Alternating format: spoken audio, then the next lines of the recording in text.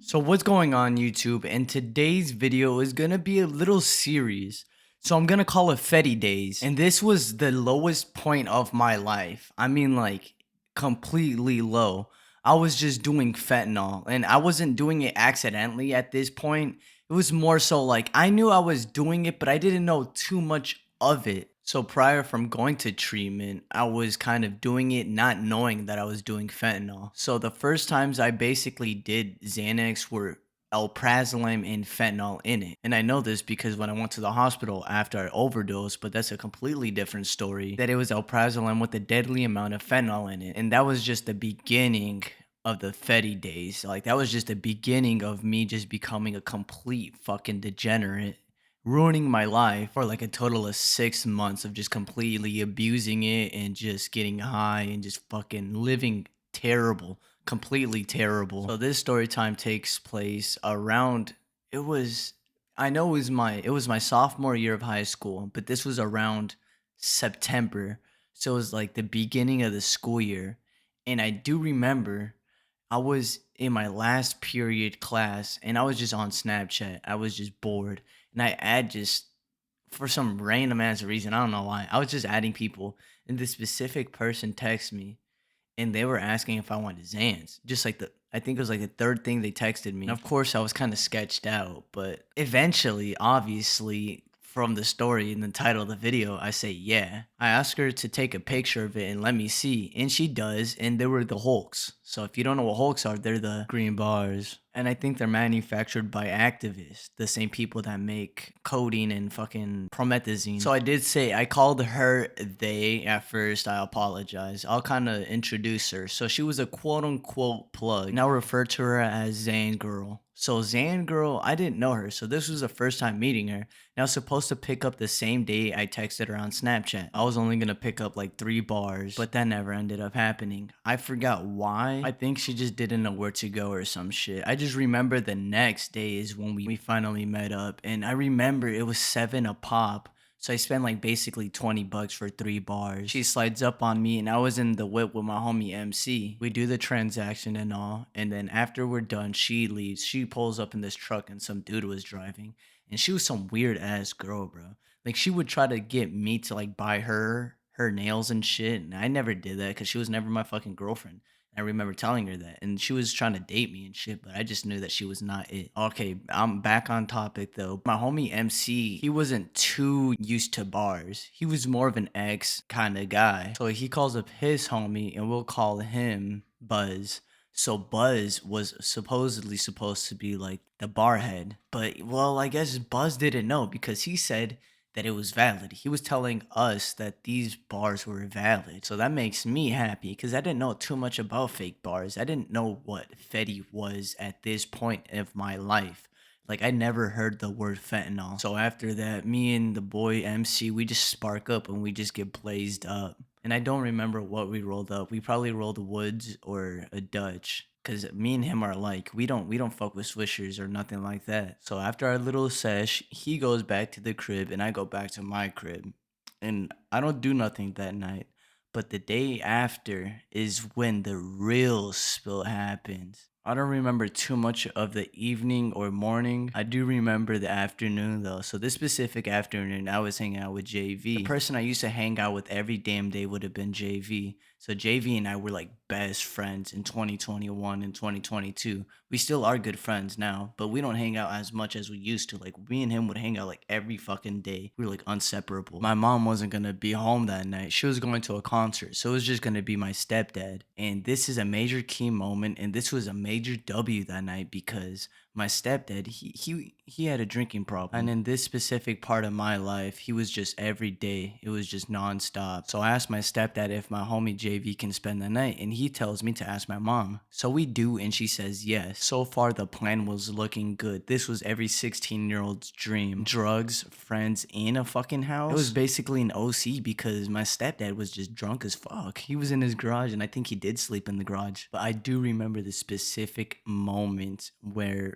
JV and I go in his garage and he was just telling us just random, just wise and random shit. He was just talking. He was all over the place. He was just talking to us about his past life, his past relationships, and like how he can do whatever. And he's just because he is an older dude. He's in his 60s. He was just saying that he can do whatever he wants because he is. He's an old guy and he can do whatever the fuck he wants. He's lived life, you know? And that's what he was basically trying to say. And I forgot how the topic of drugs came into the chat. No, I do remember because he was telling us just be careful every time you buy from somebody else because you never know what was in it. And I do remember JV was asking him if we can go and buy from the plug, which this was the old plug. This was the old Zaw plug. Looking back at what we used to smoke, that shit was so dog shit. So we go to the plug's house and we wait. He makes us wait like 10, 15 minutes because he said that he was coming back from work. And we see him down the street. We dap him up and shit. We greet him. And I forgot how much I bought. Cause we didn't even roll up. I didn't even know how to roll at the time. But my 16-year-old self is a dumbass. So I probably only spent like a dub. A tray 5 would be the max of what I'd buy, but I think it was probably like a dub that we bought. Cause I remember, I'll call him Tony. That was our old plug's name, Tony. Tony was a cool ass dude. I remember, I only met him because of my mom. She fucking, that's another story. I'm not even gonna get into it, but Tony hands me J's. Like he hands me rolling papers, and I thought that was the coolest thing ever because I've never seen rolling papers, and I didn't even know the difference between a joint and a blunt back then. I've only smoked blunts, bro. I was 16, dude, and this was when I was beginning to be a fiend. So after Tony's house, we start walking back to the crib. You know, we got a little dub in the hand, and we didn't even have no paper. We had papers, but we did. None of us knew how to roll, so we were fucked. But luckily, we did have a little oney. And this one hitter I stole from my fucking stepdad, too. So I remember when we come back to the crib, we just tell my stepdad that we're just gonna smoke outside, which we do. So we already get faded. We haven't done no bars. I have the 3 bars still. So after we smoke up, we smoke like, I think we only break up like and pack the one hitter like 4 different times. And I'm telling you, bro, back then, that shit would have had you blasted. Now I'd had to smoke like 2 Dutches to get fucking blasted. So after the little sesh, we decide to go back inside. And this is when we make music. We go downstairs to the basement, and that's where my bedroom is. So I'll kind of explain. I have a full furnished basement. So JV and I have the full basement to ourselves. So this was basically a fucking drug party. I remember the first thing we do is go downstairs and sit our asses on the couch, and we just decide we're gonna do the bars like right now. And we don't just do the bars though, like we get a whole mixture of shit. So I take out the fake ass bars and we both pop one. Looking back now, I'm pissed at my older self because these bars were so obviously fake. I mean, like half of one would literally fuck you up and it'd feel like you took like 4 milligrams of alprazolam. So after popping the bars, I whip out this little bottle. And it was no ordinary bottle. I'm telling you, I was OG when it comes to that muddy drink. I had a little prescription of promethazine and codeine. So during the winter time, my stepdad gets a bad cold, and so does my mom. So they get a prescription, and they got prescribed promethazine and codeine. Not even that though. My stepdad has been smoking for over 50 years, so he has a really bad cough. I'm not even lying. This motherfucker smokes 3 packs of cigarettes a day. He's a Marlboro Red fanatic, but I was also a lean guzzler. Before I rolled, I learned how to fucking do ounces and learned how to do like the little liquid measurement, if you want to call it that. So I pour like a little deuce and I give JV, since it was his first time, I gave him like a little ounce. And I remember specifically thinking that lean could not be complete without like no hard candy, like Jolly Ranchers and shit. I remember I would put Gobstoppers and fucking sprees. Yup. Oh my! If you guys don't know what sprees are, you're missing out. But if you do, shout out to you. Sprees were fucking good. But back on topic, I would think that lean needed candy because I thought that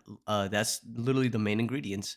But later on, I just found out that motherfuckers did not care. They just put like they would either drink out of the fucking pint bottle or fucking just poured in Fanta and shit. So after pouring up and taking sips and shit, I remember going in my room, and this is the last thing I remember. Cause when I wake up the next fucking day, I wake up normal. I didn't have no hangover and shit. I just remember on the floor. Like I wasn't even on my bed. I was laying on the floor, and so was JV. And I go on my computer and I open up FL and I go to my files and I fucking see like 5 songs made. And if you're an OG fan, which are probably just my friends, because this was a long time ago, like when I had these songs released. you would know what songs I'm specifically talking about. I had like a little EP that I just released. And I think that was music to listen to while high, something like that. But it was so insane to just go back and listen to it because I do not remember making these songs at all. I just had like a little vivid memory of me and JV just in the corner of my room on my computer just making music and waking up from the blackout. It was just fucking insane. So JV and I listened to the songs, which low key back then they smack. I remember one song that I specifically like, and I have all of these on my email to this day. But you know, I was shitty back then. Like I couldn't make music how I make it now. Like I had no good flow and shit, and just it wouldn't help being fucking barred out, especially on fucking fake ass Zans, dude. And if you're wondering, I don't talk to the girl that I bought from. I have not spoken to her since. Oh, dude, this is another juicy story time. So I didn't rob her or nothing, but I'm not gonna tell. I'm just gonna keep my mouth shut. I'm gonna say that shit for another story time. But if you guys like the video, then make sure to subscribe. Leave a comment down below if you've ever made a song off bars and black out and fucking listen to the next day. Or if you just had fake bars. I know a lot of people have, and it's fuck shit. It's not cool. So be very careful. Don't even do this shit. Don't do pills. It's not worth it, bro. It's always fake nowadays. Everything is just fentanyl pressed. Nobody wants to take the fucking procedures and look for real shit. They just all want to get money. That's all people care about. So, like again, make sure to comment down below, subscribe, and leave a like on the video. Turn on the notification bells, and I'll see you guys in the next video. Peace out, y'all. Stay safe.